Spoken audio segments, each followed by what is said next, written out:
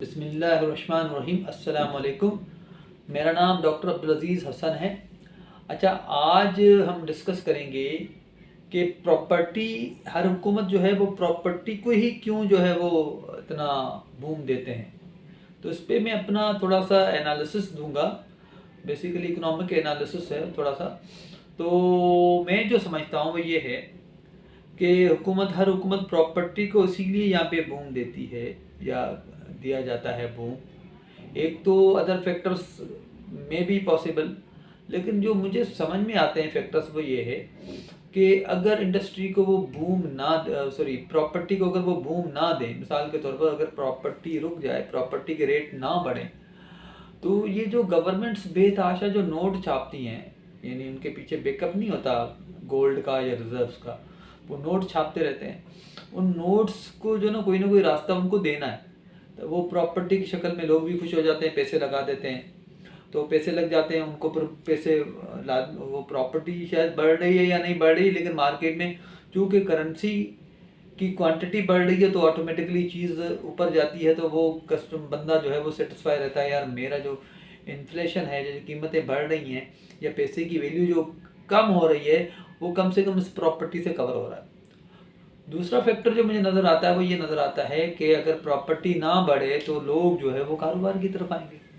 अब कारोबार की तरफ आएंगे तो हर कोई तो जो है ना वो परचून की दुकान तो नहीं खोलेगा।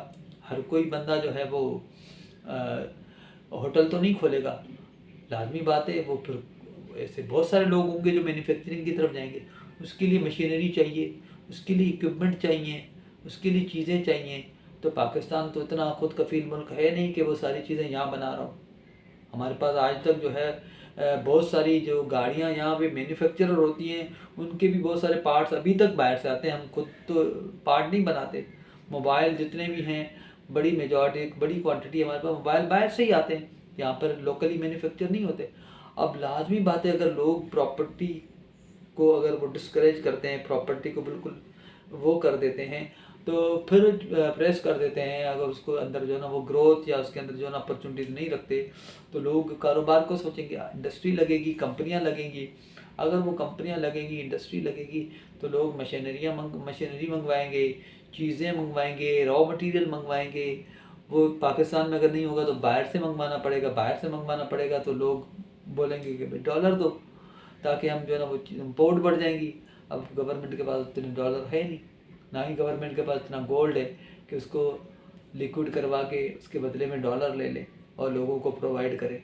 तो इस वजह से जो है ना लोगों को यहाँ लगाया हुआ है कि भाई आप ये प्रॉपर्टी में लगे रहें, क्योंकि एक बहुत यानी नॉन प्रोडक्टिव एक एक्टिविटी है। एक ज़मीन है जो पड़ी हुई है, अल्लाह की ज़मीन है, वो पड़ी हुई है।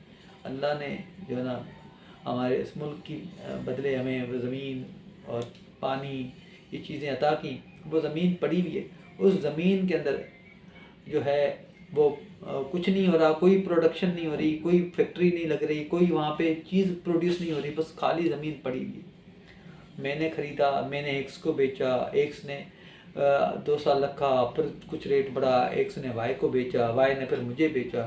ठीक है, मेरी जेब से निकल के पैसे एक्स्ट्रा एक्स की जेब में जा रहे हैं, एक्स की जेब से निकल के वाई की जेब में जा रहे हैं। इस तरीके से ये पूरा साइकिल जो है वो घूम रहा है। ज़मीन वही पड़ी हुई है, कोई मुल्क के अंदर प्रोडक्टिविटी में इजाफा नहीं हो रहा, नहीं हो रहा, कोई मुल्क का फ़ायदा नहीं हो रहा। इवन अभी तो ये हालत हो गई है कि वो एग्रीकल्चरल लैंड्स के ऊपर जो है ना हाउसिंग स्कीम्स लॉन्च कर दी हैं। जहाँ पहले प्रोडक्शन होती थी, गंदम, चावल, सब्जियां, फ्रूट उगते थे, अब वो भी ख़त्म हो गया। बहुत सारी पंजाब के अंदर, केपीके के अंदर बहुत सारी ऐसी ज़मीनों के बारे में सुनने में आ रहा है जहाँ पहले जो है ना वो उसके अंदर फसल उगाए जाते थे, अब नहीं उगाए जाते। वो प्लॉटिंग हो रही है, तो जो काम पहले कुछ निकल रहा था, चीज़ें प्रोड्यूस हो रही थी, एक सिस्टम में चीज़ें आ रही थी। लोग हैं, लोगों को खाना पीना है भाई, उसके लिए आटा चाहिए, चावल चाहिए, चीनी चाहिए, फ्रूट चाहिए, सब्ज़ी चाहिए। खाएंगे, अगर प्रोड्यूस नहीं होगी तो खाएंगे कहाँ से? ठीक है, एक्स्ट्रा होंगी तो बाहर बेच के डॉलर आएंगे, डॉलर आएंगे तो हम जो ऐसी चीज़ें जो हमारे पास नहीं हों बाहर से लेंगे। लेकिन अगर कोई चीज़ें बनेगी तो फिर मुल्क का भला होगा ना। ऐसा तो नहीं, फैक्ट्री लगेगी या कंपनी लगेगी तो कोई चीज़ बनेगी ना। ज़मीन खाली है, उसके अंदर अगर फसल होगा तो कोई चीज़ बनेगी ना। हमें फ़ायदा इस वक्त ये है कि हम बनाते क्या हैं। ऐसा नहीं है कि एक चीज़ बन गई है, उसको उसने उससे बेचा, उससे उससे क्या, उसका इतना फ़ायदा नहीं है। हमें मैन्युफैक्चरिंग की तरफ जाना पड़ेगा।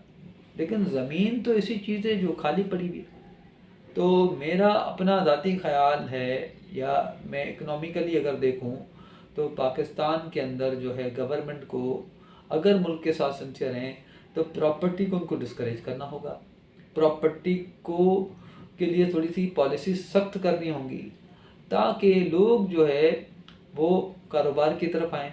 अब लाजमी बात है, कारोबार की तरफ आएंगे तो वही गवर्नमेंट का ही इशू है, तो इसीलिए तो गवर्नमेंट ने हमें इधर लगाया हुआ है। तो लोगों को भी ये चीज़ समझनी चाहिए कि ये हमारे साथ क्या हो रहा है। वीडियो थोड़ी लंबी हुई होगी ये, तो इसको यहीं पे ख़त्म करते हैं। Thank you very much. ऐसे ही वीडियोस देखने के लिए मेरे चैनल को लाइक करें, सब्सक्राइब करें और दोस्तों के साथ शेयर करें। अल्लाह हाफ़िज़।